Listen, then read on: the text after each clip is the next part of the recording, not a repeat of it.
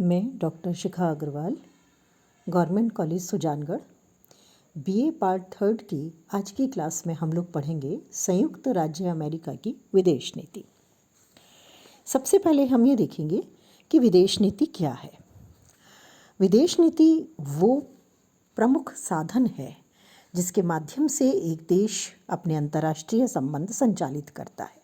हम विश्व में जो विभिन्न देश देखते हैं, बड़े देश अमेरिका जैसे या रूस जैसे या फ्रांस जैसे जो महाशक्तियाँ कहलाते हैं, वे भी अपनी विदेश नीति का संचालन करते हैं और उसी के माध्यम से राष्ट्रीय हित निर्धारित होते हैं। काफ़ी हद तक एक विदेश नीति राष्ट्रीय हित से निर्धारित होती है, राष्ट्रीय शक्ति को संचालित करती है और उससे विश्व में शक्ति के संतुलन को बनाया जाता है। एक देश के द्वारा दूसरे देश के साथ किस तरह के संबंध होंगे और ये संबंध किन आधारों पर संचालित होंगे, ये हमेशा से एक महत्वपूर्ण प्रश्न रहा। और इस समय हम देखें तो वैज्ञानिक, तकनीकी, परिवहन और संचार के क्षेत्रों में जो तेज़ी से क्रांति आई है उसने पूरे विश्व को एक बना दिया और इसने विभिन्न देशों के जो आपसी संबंध हैं उनमें बहुत महत्वपूर्ण परिवर्तन किया और इसके साथ साथ ये संबंध बहुत जटिल भी हो गए। किसी भी देश के दूसरे देश के साथ किस तरह के संबंध होंगे ये बहुत सारी बातों पर निर्भर करता है। विदेश नीति का जो निर्धारण है उसका सबसे महत्वपूर्ण तत्व है उस देश विशेष का राष्ट्रीय हित। उस देश का जो राष्ट्रीय हित है उसी के अनुसार वो दूसरे देशों के साथ संबंध रखता है। यहाँ तक कि अगर किसी देश के साथ पहले उसके बहुत अच्छे संबंध थे लेकिन बाद में उसके राष्ट्रीय हित उससे टकराने लगते हैं तो वो अपनी विदेश नीति का संचालन उस मित्र राष्ट्र के विपरीत हितों में भी करने लगता है।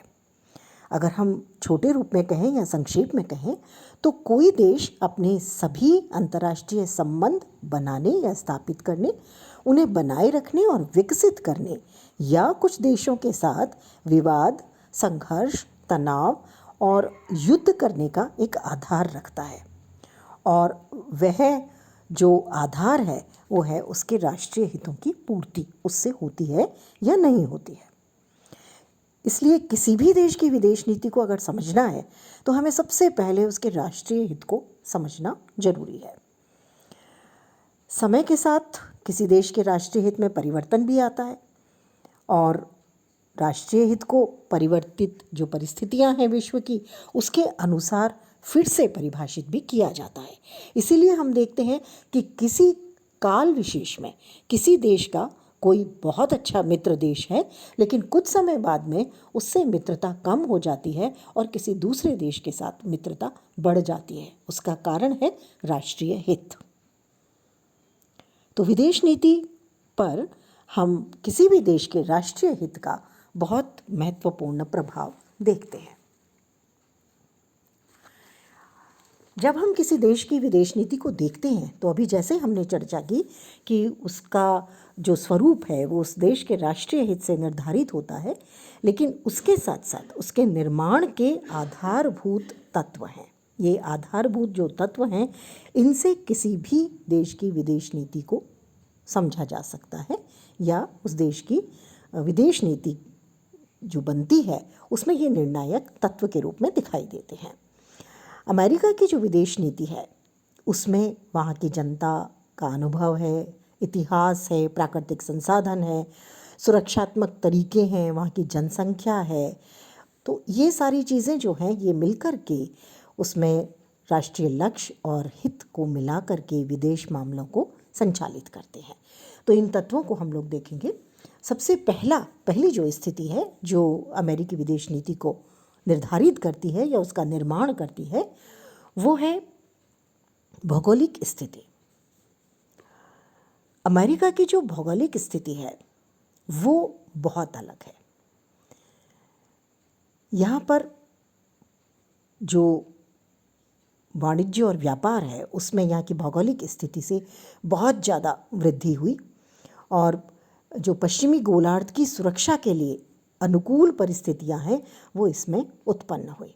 यहाँ की जो जलवायु है, पहाड़ है, नदियाँ हैं, उन्होंने यहाँ के की जो विदेश नीति है उसका विकास करने में कोई बाधा नहीं पहुंचाई, बल्कि इसको बहुत तेज़ी से विकसित किया। एक फ्रेंच राजदूत ने कहा था कि यह देश यानी अमेरिका ऐसा भाग्यशाली है कि उत्तर और दक्षिण में तो इसकी सीमाओं पर निर्बल पड़ोसी बसते हैं और पूरब एवं पश्चिम में मछलियाँ।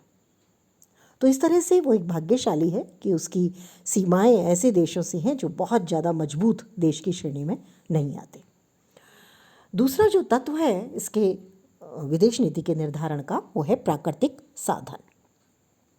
ये एक बहुत महत्वपूर्ण बात है कि यदि कोई देश आत्मनिर्भर है प्राकृतिक संसाधनों में, तो उसकी विदेश नीति उतनी ही मजबूत होगी।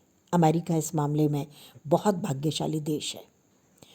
उसकी जो खाद्य उत्पादन स्थिति है, जो कभी एक समय बहुत बड़ी समस्या थी, लेकिन उसके बाद वो प्राकृतिक संसाधनों के मामले में आत्मनिर्भर हो गया, और ये आत्मनिर्भरता उसके लिए एक वरदान की तरह से हो गई। और इस आधार पर अमेरिकी विदेश नीति का निर्माण हुआ, और इसीलिए वो विश्व को काफ़ी हद तक खाद्यान्न और अन्य सामग्री की आपूर्ति करता है।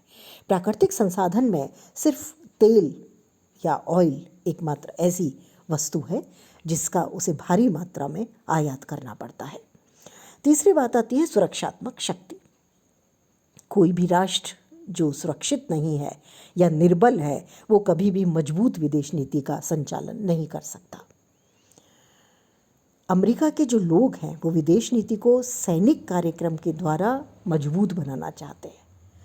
उनका मानना है कि अगर सैन्य शक्ति अधिक है तो राष्ट्र को सुरक्षित रखा जा सकता है, और यही कारण है कि सेकेंड वर्ल्ड वॉर में अमेरिका बहुत तेज़ी से उभर करके सामने आया और उसने परमाणु शक्ति का विकास किया।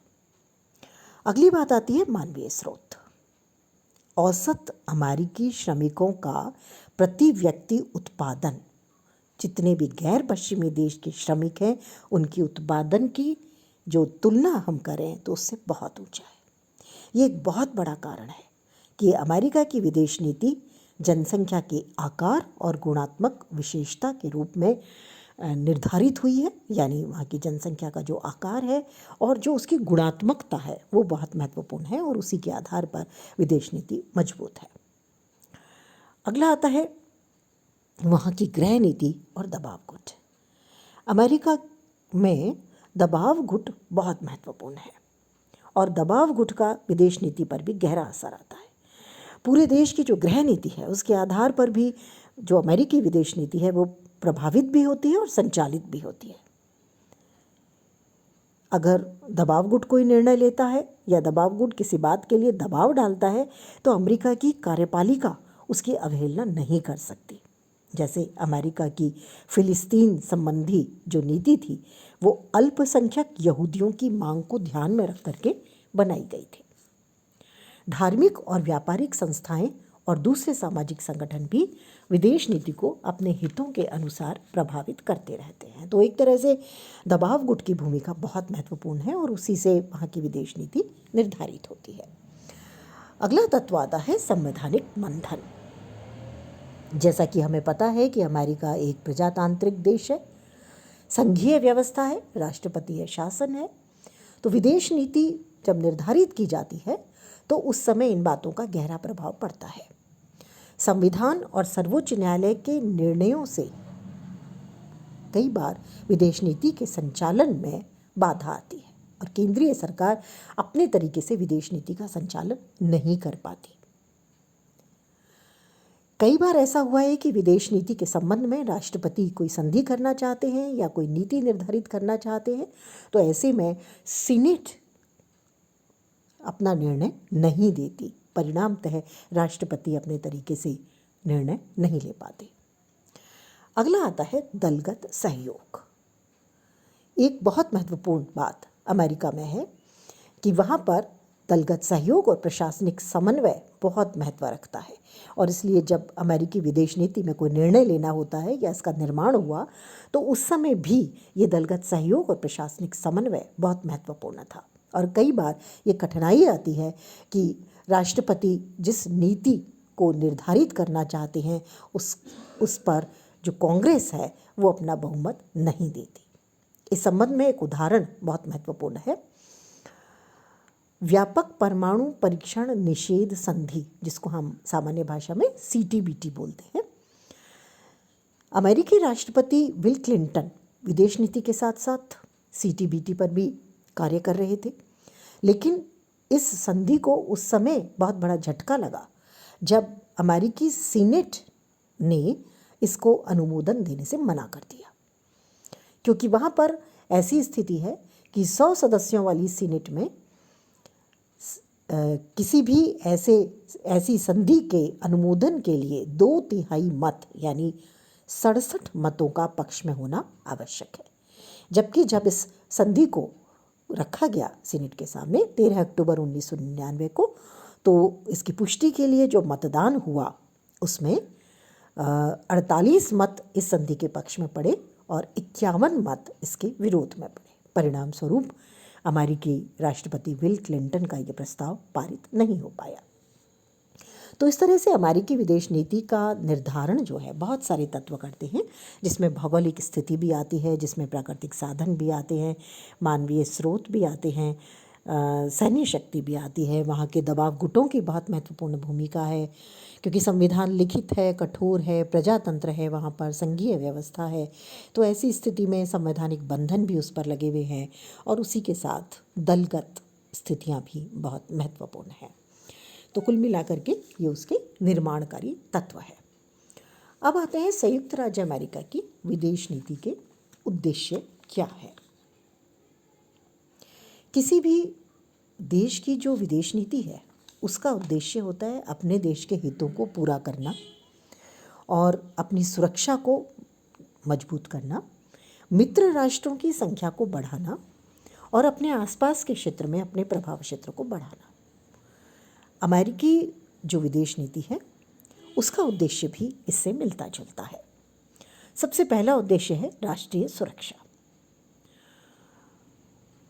ये अमेरिकी विदेश नीति का मुख्य लक्ष्य है, जिससे राष्ट्रीय सुरक्षा पर किसी भी प्रकार की आंच नहीं आए और इसीलिए अमेरिका एशिया, अफ्रीका और यूरोप के बीच में शक्ति संतुलन बनाए रखना चाहता है।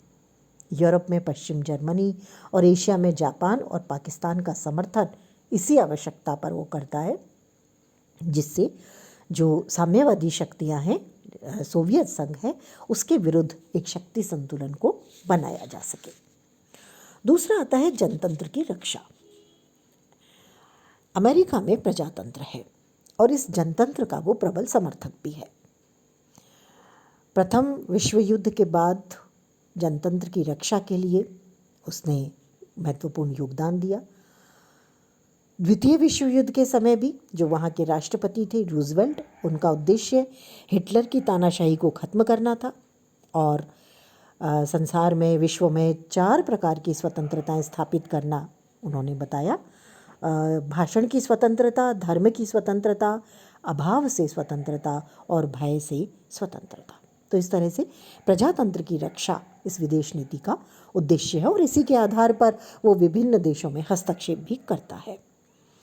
तीसरा आता है साम्यवाद का विरोध। द्वितीय विश्व युद्ध के बाद ये नीति उभर करके सामने आती है। साम्यवाद का प्रभाव द्वितीय विश्व युद्ध के बाद बढ़ने लगा। सोवियत संघ अपने पक्ष में ज़्यादातर देशों को करने के लिए, अपना प्रभाव बढ़ाने के लिए पूर्वी यूरोप के जो देश थे उनमें साम्यवाद का प्रसार करने लगे। ऐसे में अमेरिका ने साम्यवाद को रोकने के लिए अपनी नीति को स्थापित किया, जिसमें सैन्य संगठन भी शामिल किए और बनाए गए, सैनिक अड्डे भी स्थापित किए गए, अन्य कई नीतियाँ अपनाई गई। जैसा कि चेस्टर बोल्स का कहना था, युद्ध के बाद यानी द्वितीय विश्व युद्ध के बाद मुख्य रूप से अमेरिकी कूटनीति साम्यवाद को उसके विस्तारशील सोवियत और चीनी रूपों में विशाल रूस और चीनी सीमा के चारों ओर शक्ति की स्थितियां उत्पन्न करके रोक कर रखने की रही है। इस तरह से अमेरिका सोवियत विस्तारवादी नीति को खत्म करने की कोशिश निरंतर करता रहा। चौथा आता है तनाव कम करना। हालांकि दोनों के मध्य सेकेंड वर्ल्ड वॉर के बाद शीत युद्ध शुरू हुआ और वो शीत युद्ध बढ़ता चला गया। ऐसी स्थिति में उस तनाव को कम करने के लिए कुछ कार्य भी किए गए और अमेरिका उसमें आगे भी रहा, क्योंकि तनाव जब बहुत ज़्यादा बढ़ जाता है तो युद्ध का खतरा भी बढ़ जाता है। दोनों ही देश तनाव एक दूसरे पर बढ़ाने का आरोप भी लगाते रहे, तो दोनों ही देश तनाव खत्म करने के लिए प्रयास भी करते रहे। इन प्रयासों में अमेरिका ने अणु परीक्षण प्रतिबंध संधि 1963, परमाणु अप्रसार संधि 1968, सॉल्ट फर्स्ट और सेकंड समझौते और INF संधि 1987, स्टार्ट संधि 1991 और 1993 पर दोनों महाशक्तियों ने हस्ताक्षर किए, जिससे इस बात को बहुत ज़्यादा विचार मिला या समर्थन मिला कि अमेरिका सोवियत संघ और रूस के साथ अपने तनावपूर्ण संबंधों को सुधारना चाहता है। यानी अमेरिका चाहता है कि किसी भी तरह से तनाव कम हो, विश्व में युद्ध का खतरा कम हो, पुनर्निर्माण हो, यूएनओ का इस्तेमाल जो है वो शांति के लिए हो, बजाय तनाव बढ़ाने के लिए या कार्यों को डिले करने के लिए ना हो। ये स्थिति काफ़ी हद तक अमेरिकी विदेश नीति का उद्देश्य थी। पांचवा उद्देश्य है विश्व शांति की स्थापना करना। 1945 में जब यूएनओ की स्थापना हुई थी तो उसका उद्देश्य विश्व शांति की स्थापना था और इसमें अमेरिका अग्रणी देशों में था। डलिस ने 1955 में कहा था, हमारी विदेश नीति का व्यापक लक्ष्य संयुक्त राज्य अमेरिका के लोगों को शांति और स्वतंत्रता का सुख भोगने का अवसर देना है। यानी विदेश नीति का उद्देश्य विश्व शांति को स्थापित करना और अपने देश में भी शांति और स्वतंत्रता का माहौल बनाना रहा और उसी के लिए इस विदेश नीति पर काम किया गया। अगला आता है नई विश्व व्यवस्था का निर्माण। 1991 के बाद सोवियत संघ का पतन हो गया और रूस एक राष्ट्र के रूप में उभरा, और क्योंकि संघ का पतन हुआ तो इसलिए उससे स्वतंत्र हुए राष्ट्र अपनी स्वतंत्र नीति अपनाने के लिए विश्व में संबंध विदेश नीति के आधार पर तैयार कर रहे थे। सोवियत संघ और पूर्वी यूरोप में जब ये स्थिति आई तो उसके बाद राष्ट्रपति बुश ने नई विश्व व्यवस्था के निर्माण के उद्देश्य की घोषणा की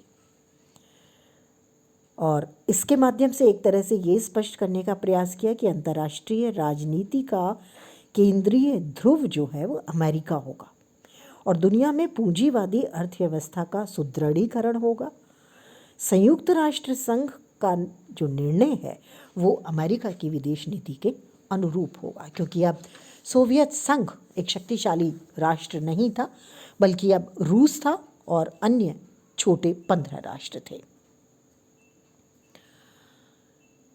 वर्तमान में भी अगर हम देखें तो विश्व की एकमात्र महाशक्ति अमेरिका के रूप में है, केंद्रीय ध्रुव है, उसकी कोई बराबरी नहीं कर सकता। हालांकि चीन उसको चुनौती समय समय पर देता है।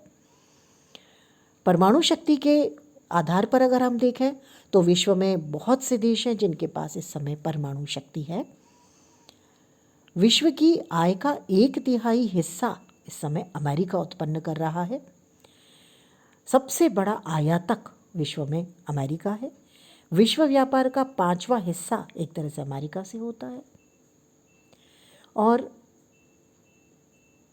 अगर हम कहें कि पूंजी बाजार में जो बहुत ज़्यादा तेज़ी वहाँ पर आई है तो उसका कारण है इंटरनेट और तकनीकी व्यवस्थाओं का आविष्कार। और इस आधार पर संयुक्त राष्ट्र संघ ही नहीं, अंतर्राष्ट्रीय मुद्रा कोष और विश्व बैंक जैसी जो अंतर्राष्ट्रीय वित्त की संस्थाएं हैं वो एक तरह से संयुक्त राज्य अमेरिका के प्रभाव में हैं, क्योंकि वही सबसे ज़्यादा फंडिंग उनको करता है। और 7वां जो इसमें मैटर आता है, बात आती है, वो आती है आतंकवाद का उन्मूलन। 11 सितंबर 2001 से पहले अमेरिका विश्व में उग्रवाद को रोकने के लिए कई वक्तव्य देता था। भारत जैसे देशों में आतंकवाद बहुत ज़्यादा था। अमेरिका एक तरह से संवेदना प्रकट करता था जो शाब्दिक होती थी। पाकिस्तान को आतंकवादी घोषित करने के लिए अमेरिका तैयार नहीं था। विश्व व्यापार केंद्र और पेंटागन पर जब पहली बार हमला हुआ, जो सीधा आतंकवादी हमला था अमेरिका पर, उसके बाद अमेरिका सचेत हुआ और उसने, अमेरिकी राष्ट्रपति जो है उन्होंने कहा, यह हमारे देश के खिलाफ युद्ध की कार्रवाई है, ये छद्म युद्ध है, इस युद्ध को जीतने के लिए अमेरिका कृत संकल्प है। और अमेरिका ने बदले की कार्यवाही के लिए विश्वव्यापी समर्थन जुटाने का राजनयिक प्रयास शुरू कर दिया और इस तरह से आतंकवादी हमले के खिलाफ उसने एक तरह से कार्रवाइयाँ शुरू कर दी। जो अमेरिका की विदेश नीति है उसमें देश की संप्रभु और स्वतंत्रता की रक्षा बहुत महत्वपूर्ण तत्व है। साम्राज्यवाद का विरोध एक महत्वपूर्ण तत्व है इसमें, और इनके आधार पर उसने अपना उद्देश्य निर्धारित किया और उसी के आधार पर हम आगे अमेरिका की विदेश नीति को देखेंगे। अगली क्लासेस में हम अमेरिका की विदेश नीति को पढ़ेंगे, जो उसकी विशेषताओं के बारे में होगा और उसके बाद किस तरह से अमेरिका की विदेश नीति बनती है अलग अलग राष्ट्रपति के काल में, उसका हम लोग विश्लेषण करेंगे। धन्यवाद।